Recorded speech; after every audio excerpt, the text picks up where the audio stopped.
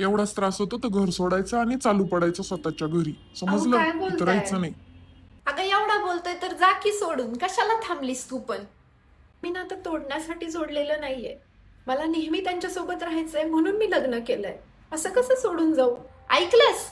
हेच फरक आहे तुमच्या दोघांमध्ये. कसं आहे ना, नवरा प्रत्येक वेळेस नातं तोडण्याचीच भाषा करत असतो आणि बायकोला ते आयुष्यभर जोडून ठेवायचं असतो. मग ते किती पण अपमान झाला ना, तरी नवरा छोट्यातल्या छोट्या गोष्टीमध्ये म्हणतो, जा माझं घर सोडून, जा माझं घर सोडून. पण ती जाती का? करतीच ना सगळं तुझ्यासाठी. तिच्या घरच्यांनी तिला हेच शिकवलेलं असतं, सासर हे तिचं घर आहे आणि ती निभवायला पण तयार असते. आणि कसं आहे ना, ती कुठेतरी विश्वास ठेवून असते की आज ना उद्या माझं नवरा ऐकल, माझ्या मनासारखं वागल, थोडं तरी समजून घेईल. पण असं कधीच होत नाही. तिला ऐकायला लागतं, तुझ्या घरी निघून जा.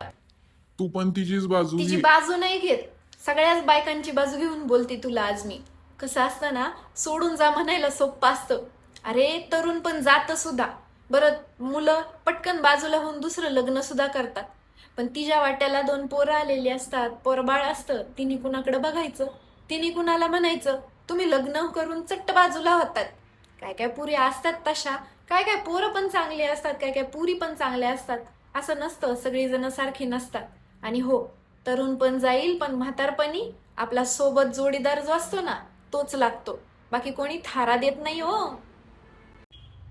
आज तुला माझं बोललेलं पटणार नाही, पण हेच खरंय. शेवट जेव्हा असतो ना, तेव्हा जोडीदारच कामाला येतो. तिथं सून, सासू, सासरा, आय, बाप, पोरं कुणी येत नाही. जोडीदारच शेवटपर्यंत असतो. त्यामुळं कसं आहे ना, तेवढंच बोला जेवढं पुढं जाऊन सहन होईल.